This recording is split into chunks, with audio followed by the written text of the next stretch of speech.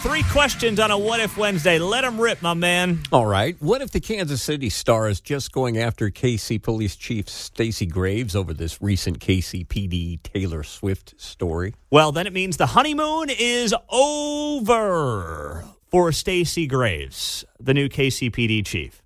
If you missed it, the headline story on the Star's website last night was a story about her husband doing private security for Taylor Swift in Green Bay at the game on Sunday night and wondering whether or not that violates any kind of protocol. My understanding is it doesn't, done in a private capacity. The question that, will reset in the 9 o'clock hour is really more whether or not it's appropriate and whether or not it's something that should be avoided knowing that the spouse is the police chief. That's the only question here.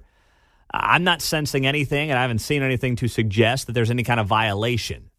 But what it tells me is that the Star, which it always was going to do, is done with Stacey Graves. I mean, they've been done with cops for years. They're never going to defend a cop in this town. But this is exactly what I predicted.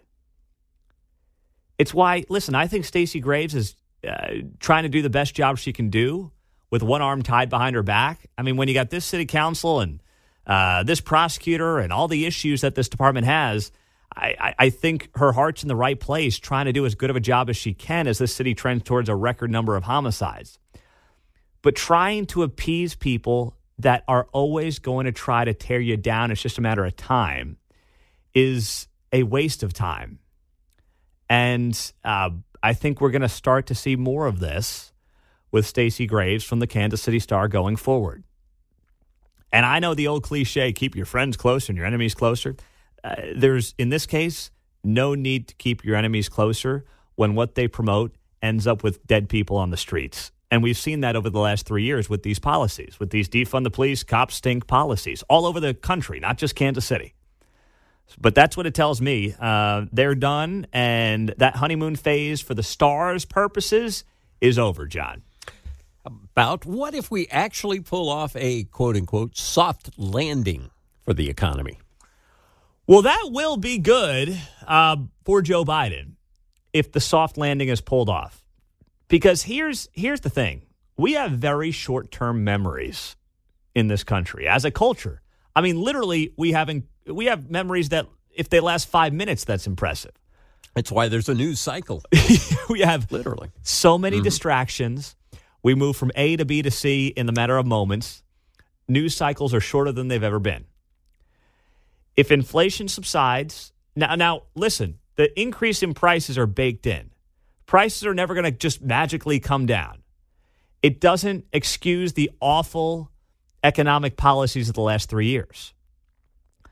But inflation, if it does subside, if we don't have some big recession, a lot of people are going to have short-term memories and forget the inflationary pain of 21, 22, and 23. And that would be good for Joe as he goes up against Trump. Because look at our short-term memory on COVID from the midterms. Heck, look at our short-term memory from the COVID policies in the schools with our kids here in the Kansas City area in these school board elections from last month. People totally forgot. I mean, I saw some numbers, or I'm hearing some numbers here in the last couple of days that show Republican turnout was down significantly from 2021 to 2023 in Johnson County, Kansas, where in 2021 you had this uproar against remote learning, kids having to wear masks, all these ridiculous things we were doing. A lot of people just forgot about that. Couldn't bother showing up 2 years after the fact. Not 10 years ago, not 20 years ago, literally 2 years ago. Complacency sets in. So it would not shock me that if a soft landing does happen for the economy, people have short-term memory and they just kind of forget the bad economic policies of early in this administration that did lead in large part to inflation that reached double digits at one point. What's last, John, on the What If Wednesdays? All right, what if our man Mark, hit this crazy parlay in the Chargers-Patriots game? Well, then Mark is going to be out for a long time. Mark's out right now because his wife just had a baby, their third child on Friday. But then I saw this viral story over the weekend that showed there was a bettor who placed a $9.99 bet on the Patriots-Chargers game. So the NFL bettor decided that no one was going to score a touchdown in that game. And his $9.99 bet made him $1,159. It was 1 to 115 to 1 odds that was going to happen. And this person hit that bet. We don't know who the person is. It wouldn't shock me if it was Mark, because Mark's been known to make a wild bet or two with 100 to 1 odds. But I'm going to have to find out if that's Mark, because if Mark hit that, we may not see him for a few weeks. He might be on, air quotes, baby duty for a while, John. So we'll have to monitor that. I'm going to have to get with FanDuel and figure out who placed that bet, what zip code that bet came from. How many new hats would Mark buy?